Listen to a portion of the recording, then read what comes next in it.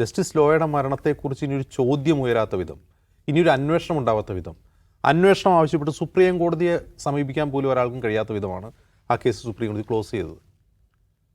ആ കേസ് അത് പുനരന്വേഷിക്കണമെന്ന് ആവശ്യപ്പെട്ട് സുപ്രീം കോടതിയിൽ നൽകിയിട്ടുള്ള കേസ് സുപ്രീം കോടതി ചീഫ് ജസ്റ്റിസ് ഒരു പ്രത്യേക ബെഞ്ചിലേക്ക് അത് മാറ്റുകയും അതിനെ പ്രത്യേകമായി പരിഗണിച്ചുകൊണ്ട് ഇനി ഒരാളും അതന്വേഷിച്ച് വരാൻ പാടില്ല, അങ്ങനെ ഒരു ഉത്തരവ് സുപ്രീം കോടതിയിൽ ഉണ്ടാകാൻ പാടില്ലല്ലോ.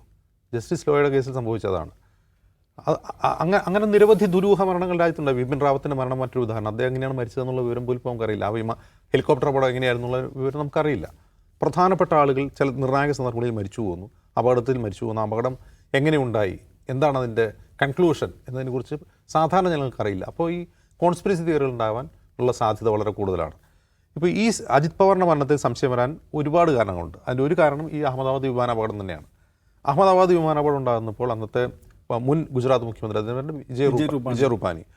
വിജയ് റൂപാനി അതിലുണ്ടായിരുന്നു എന്നുള്ളത് വളരെ സങ്കടകരമായ ഒരു കാര്യമാണ്. അത്രയും പ്രോമിനൻ്റ് ആയിട്ടുള്ള ഒരാൾ ആ വിമാനാപകടത്തിൽ മരിച്ചു പോകുന്നു.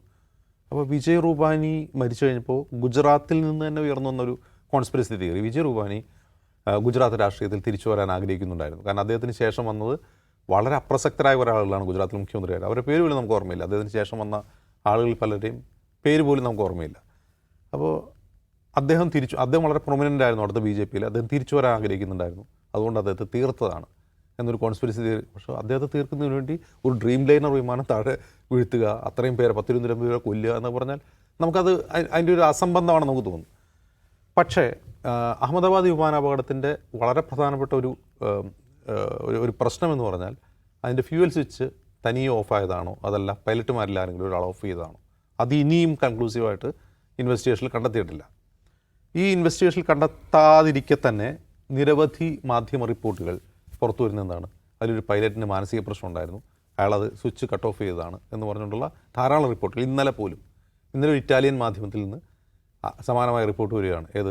6 മാസം മുമ്പ് DGCയെ തന്നെ തള്ളിക്കളഞ്ഞ, അങ്ങനെ ഒരു കൺക്ലൂഷനിൽ ഞങ്ങൾ എത്തിയിട്ടില്ല എന്ന് പറഞ്ഞ ആ റിപ്പോർട്ട് അത് തന്നെ ഒരു കോൺസ്പിറസി തിയറിയായിട്ട് ഒരു ഇറ്റാലിയൻ മാധ്യമത്തിൽ ഇന്നലെ വരുന്നു.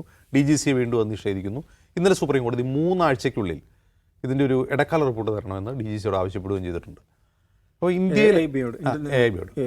അപ്പോൾ ഇതിലൊരു പ്രശ്നം എന്താണെന്ന് വെച്ചാൽ, ഇന്ത്യയിലെ വിമാനാപകട അന്വേഷണത്തിൻ്റെ ഏറ്റവും പ്രധാനപ്പെട്ട പ്രശ്നം, ഇന്ത്യയിലെ വിമാനാപകടങ്ങൾ അന്വേഷിക്കുന്ന AIBയിലെ അംഗങ്ങൾ DGCയുടെ ആളുകൾ തന്നെയാണ്. DGC എന്ന് പറഞ്ഞാൽ വിമാനങ്ങളെ നിയന്ത്രിക്കുന്ന, സിവിൽ ഏവിയേഷൻ നിയന്ത്രിക്കുന്ന ഇന്ത്യയിലെ സ്വതന്ത്ര ബോഡിയാണ്. പക്ഷേ അവരുടെ ആളുകൾ തന്നെയാണ് ഈ പറയുന്ന എയർ ആക്സിഡൻറ്റ് ഇൻവെസ്റ്റിഗേഷൻ ഏജൻസിയിലുള്ളത്, ബ്യൂറോയിലുള്ളത്. അപ്പോൾ ഇതൊരു പ്രശ്നമാണ്. അതായത് ഒരു സംഭവം നടന്നുകൊണ്ടിരിക്കുക, ആ സംഭവം നടത്തിക്കൊണ്ടിരിക്കുന്ന ആൾക്കാർ ഉണ്ടാക്കുന്ന അപകടത്തെക്കുറിച്ച് ആ സംഭവം നടത്തിക്കൊണ്ടിരിക്കുന്ന ആൾക്കാർ തന്നെ അന്വേഷിക്കുക എന്ന് പറഞ്ഞാൽ അതിനൊരു സ്വതന്ത്ര സ്വഭാവമില്ല എന്നുള്ളൊരു പ്രശ്നം കൂടിയുണ്ട്. പക്ഷേ അഹമ്മദാബാദ് അപകടത്തിൽ വേറൊരു ഗുണപരമായ വശം എന്ന് പറഞ്ഞാൽ അതിൽ UK-യും US-ഉം കൂടി ഇൻവോൾവ് ആണ്. അവരുടെയും സിവിൽ ഏവിയേഷൻ ഏജൻസികൾ ഈ അന്വേഷണത്തിൽ ഇൻക്ലൂഡ് ആണ്. പക്ഷേ അവർ പാരലായിട്ട് അന്വേഷിക്കുകയല്ല, ഇവർ അന്വേഷണത്തെ സഹായിക്കുകയാണ് ചെയ്യുന്നത്. ഇത്രയും നാളായിട്ടും അതിൻ്റെ കൺക്ലൂസീവായിട്ടുള്ളൊരു വിവരം പുറത്തു വന്നിട്ടില്ല. സ്വിച്ച് എങ്ങനെ ഓഫായി ഓണായി എന്നതിനെക്കുറിച്ച് ഒരു വിവരം നമുക്കറിയില്ല. അതിനിടയിൽ കഴിഞ്ഞ മാസം ലണ്ടൻ ഹീത്രൂ വിമാനത്താവളത്തിൽ നിന്ന് ബാംഗ്ലൂരിലേക്ക് വരുന്നൊരു ഫ്ലൈറ്റ് ഡൽഹിയിൽ ഇറക്കി അടിയന്തരമായി. അതിൻ്റെ പ്രശ്നം എന്താണെന്ന് വെച്ചാൽ, ഫ്ലൈറ്റിനിടയ്ക്ക് ഇതിൻ്റെ സെയിം പ്രശ്നം, ഈ ഫ്യൂവൽ സ്വിച്ച് തന്നെ അതിൻ്റെ ലാച്ചറ്റ് റൺ പൊസിഷനിൽ നിൽക്കുന്നില്ല, തിരിച്ചു വരുവാണ് എന്ന് പൈലറ്റിന് മനസ്സിലായി. പൈലറ്റ് അത് വീണ്ടും തിരിച്ചു വെച്ചു, 3 അറ്റംപ്റ്റിൽ തിരിച്ചു വെച്ചു. ഫ്ലൈറ്റ് ചെയ്ത് വന്നു, ഇവിടെ ലാൻഡ് ചെയ്തു, ആ വിമാനം പരിശോധിക്കണമെന്ന് ആവശ്യപ്പെട്ടു. അതുമാത്രമല്ല 787 വിമാനങ്ങളാണ്, 787 വിമാനങ്ങൾ മുഴുവനും വീണ്ടും പരിശോധിക്കാൻ എയർ ഇന്ത്യ നിർദ്ദേശം കൊടുത്തു. UK-യുടെ സിവിൽ ഏവിയേഷൻ ഏജൻസി എയർ ഇന്ത്യയോട് വിശദീകരണം തേടി എന്ത് സംഭവിച്ചെന്ന് പറയാൻ. അപ്പോൾ DGC അതിന് കൊടുത്ത മറുപടി അത് തന്നെ ആ സ്വിച്ചിന് കുഴപ്പമൊന്നുമില്ല, അത് ടെക്നിക്കൽ തകരാറില്ല എന്നാണ്. അങ്ങനെ ഒരു മറുപടി കൊടുക്കുമ്പോഴുള്ള പ്രശ്നം എന്താണെന്ന് വെച്ചാൽ പിന്നെ വേറെ എന്ത് സംഭവിക്കാനാണ് സാധ്യത? ഈ സ്വിച്ച് തന്നെ വീണതല്ല, അതിന് വേറെ സാങ്കേതിക തകരാറില്ല എന്ന് പ്രശ്നം കൊടുക്കുമ്പോൾ അതാരും മാറ്റിയതാണെന്നല്ലേ? ഇതേ സെയിം തിയറി ഡ്രീം ലൈനർ അപകടത്തിലുണ്ടാവും.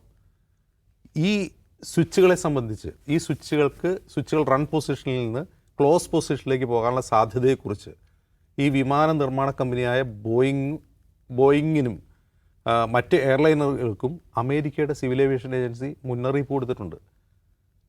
ഇതിന് സാധ്യതയുണ്ട്, ഇതിന് സ്പ്രിങ്ങിന് അത്രയും ശക്തിയുള്ളൂ. വളരെ ചെറിയൊരു സ്വിച്ചാണിത്.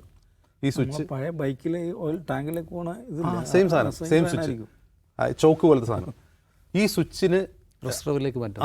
റൺ പൊസിഷനിൽ നിന്ന് ക്ലോസ് പൊസിഷനിലേക്കുള്ള സാധ്യതയുണ്ടെന്നുള്ള വാണിംഗ് കൊടുത്തിട്ടുണ്ട്. ആ വാണിംഗ് ഉണ്ടായിരിക്കെ എന്തുകൊണ്ടാണ് അതിൽ കൃത്യമായ അന്വേഷണം നടക്കാത്തതെന്ന് ചോദിച്ചാൽ ഇതിന് പിന്നിൽ മറ്റ് പല ജിയോ പൊളിറ്റിക്സും ഉണ്ട്. കാരണം ബോയിങ് വിമാന കമ്പനി അമേരിക്കയിലാണ്. അപ്പോൾ അമേരിക്കയിൽ ബോയിങ് വിമാന കമ്പനിയുടെ വിമാന നിർമ്മാണത്തിലുള്ള അപാകതകളെക്കുറിച്ച് നിരവധി റിപ്പോർട്ടുകൾ പുറത്തു വന്നിട്ടുണ്ട്.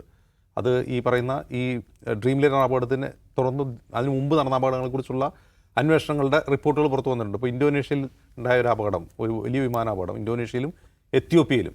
ആ വിമാനാപകടങ്ങൾ എന്ന് വെച്ചാൽ ഡ്രീം ലൈനറിൻ്റെ മറ്റൊരു വിമാനമായിരുന്നു. ആ വിമാനത്തിൻ്റെ പ്രശ്നം ബോയിങ് ഒരു മൈലേജ് കൂടുതലുള്ളൊരു വിമാനം ഉണ്ടാക്കാൻ ശ്രമിക്കുകയാണ്. അപ്പോൾ ബോഡി വെയിറ്റ് കുറച്ച് എൻജിൻ വലുതാക്കുകയാണ്. അപ്പോൾ എൻജിൻ വലുതാക്കി കഴിയുമ്പോൾ ഉള്ള പ്രശ്നം എന്ന് വെച്ചാൽ വിമാനം ഇങ്ങനെ പറന്നുകൊണ്ട് ഇങ്ങനെ മൂക്കുത്തി പോകും. കാരണം ഇതിൻ്റെ വെയിറ്റ് കൂടുതലാണ്. അപ്പോൾ അവർ ആ ബാലൻസ് ശരിയാക്കാൻ വേണ്ടി എന്ത് ചെയ്തു, ഒരു സെൻസർ ഘടിപ്പിച്ചു വിമാനത്തിൻ്റെ സൈഡിൽ. ഈ സെൻസർ ഘടിപ്പിച്ചിട്ട് വിമാനം ഇങ്ങനെ പോകുമ്പോൾ ഈ സെൻസർ എന്ത് ചെയ്യും, വിമാനത്തെ ഇങ്ങനെയാക്കും. ഈ ഇന്തോനേഷ്യ വിമാനത്തിൻ്റെ പ്രശ്നം എന്ന് വെച്ചാൽ ഈ സെൻസർ കേടായപ്പോൾ വിമാനം അവിചാരിതമായി ഇങ്ങനെ മൂക്കുത്തി പോവുകയാണ്. പൈലറ്റിന് നിയന്ത്രിക്കാൻ കഴിയുന്നത് എന്താ സംഭവിക്കുന്നത് അറിയില്ല, നേരെ കടലിൽ വീഴുന്നു. അന്വേഷണത്തിൽ അത് പൈലറ്റ് ഒരു ഇന്ത്യക്കാരനാണെന്ന് പൈലറ്റുമാരുടെ ഇന്നബിലിറ്റിയെക്കുറിച്ചുള്ള സീരീസ് ഓഫ് റിപ്പോർട്ട് ഈ വിദേശ മാധ്യമങ്ങളുള്ളവരാണ്. ഇന്ത്യക്കാർ വിമാനം പറത്താറിയില്ല. അവസാനം ഈ ബന്ധുക്കൾ നിരന്തരമായി അമേരിക്കൻ കോൺഗ്രസ് ഇടപെട്ടു അതിൽ അന്വേഷണം നോക്കുമ്പോൾ ഇങ്ങനൊരു സെൻസർ ഘടിപ്പിച്ച വിവരം ബോയിങ് പൈലറ്റുമാരെ അറിയിച്ചിട്ടേ ഇല്ല. ഇങ്ങനൊരു സെൻസർ ഉണ്ട് എന്നുള്ള കാര്യം പോലും. അതിൽ പരിശീലനം കൊടുക്കേണ്ടതാണ്.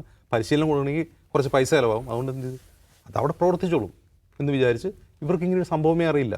അപ്പോൾ ഈ സെൻസർ കേടായി, ഈ വിമാനം മൂക്കുത്തോണം എന്ത് ചെയ്യണമെന്ന് വെച്ചാൽ പൈലറ്റുമാർക്ക് അറിയില്ല, എന്താ ചെയ്യണമെന്ന് അവർക്ക് അറിയില്ല. ആ 787 വിമാനങ്ങൾ മുഴുവൻ നിലത്തിറക്കാൻ ഉത്തരവിട്ടിരുന്നു. അതിനുശേഷം അതൊക്കെ ശരിയാക്കിയിട്ടാണ് പിന്നെ പറത്തിയത്. ഇങ്ങനെ ചരിത്രമുള്ള ഒരു ബോയിങ് വിമാനം, ഒരു ഡ്രീം ലൈനർ അപകടത്തിൽപ്പെട്ടിട്ട് അതേക്കുറിച്ചുള്ള അന്വേഷണത്തിലാണ് ഇത്തരത്തിലുള്ള അവ്യക്തതകളും ഊഹാപോഹങ്ങളും ആളുകളുടെ പരാതികളും ഉണ്ടാകുന്നത്. ഈ സാഹചര്യത്തിലാണ് അജിത് പവാറിൻ്റെ കുടുംബത്തിന് ഇതിങ്ങനെ പറയാനുള്ളൊരു സ്പേസ് ഉണ്ടാകുന്നതുകൊണ്ടാണ്. എന്ത് കോൺസ്പിറസി തിയറിയും പറയാം. പൈലറ്റ് മദ്യപിച്ചിട്ടുണ്ടായിരുന്നു എന്നുള്ള ഒരു ആരോപണം. ഒരു പൈലറ്റിനെ നിശ്ചയിച്ചത് ഒരു സീനിയർ പൈലറ്റ് മാറി വേറൊരു പൈലറ്റാണ് ഉണ്ടായിരുന്നത്. ആ പൈലറ്റിൻ്റെ മാനസികനില ശരിയായിരുന്നില്ല, വിസിബിലിറ്റി ഉണ്ടായിരുന്നില്ല, എന്നിട്ടും ഫ്ലൈറ്റ് പറത്താൻ നോക്കി. അങ്ങനെ തുടങ്ങി നിരവധി ആരോപണങ്ങളാണ്. ചിലപ്പോൾ ഇതൊരു അപകടമായിരുന്നിരിക്കാം അജിത് പവാറിൻ്റെ. 12 സെക്കൻഡ്സ് പറഞ്ഞുള്ളൂ, അത്രേ ഉള്ളൂ. അപ്പോൾ ഇത് ചിലപ്പോൾ ഒരു അപകടമായിരുന്നിരിക്കാം. പക്ഷേ അപ്പോൾ അപകടത്തിൽ പോലും ദുരൂഹത വരുന്നത് എന്തുകൊണ്ടാണ്? നമ്മുടെ ഈ അന്വേഷണം ഒട്ടും ട്രാൻസ്പെറൻ്റ് അല്ല എന്നുള്ളതുകൊണ്ടാണ്. ഇത്ര നാളെ അന്വേഷിച്ചുകൊണ്ടിരിക്കുകയാണ്, ഇതുവരെ ഒരു റിപ്പോർട്ടും പുറത്തു വന്നിട്ടില്ല. ആകാശത്ത് ഒരുപാട് കഥകളാണ്, പൈലറ്റുമാരെ ക്രൂശിക്കുന്ന തരത്തിലുള്ള റിപ്പോർട്ടുകളും പുറത്തു വന്നിട്ടുണ്ട്. ഇതാണ് യഥാർത്ഥത്തിൽ അജിത് പവാറിൻ്റെ നമുക്കറിയില്ല എന്താണെന്നുള്ളത്. അതും അന്വേഷിച്ചിട്ട് എന്തെങ്കിലും ഒരു കൺക്ലൂസീവ് നമുക്ക് കിട്ടില്ല. ബിപിൻ റാവത്തിൻ്റെ മരണം എങ്ങനെ നടന്നു നമുക്കറിയില്ല. പിന്നെയാണ് ഇനി അജിത് പവാറിൻ്റെ.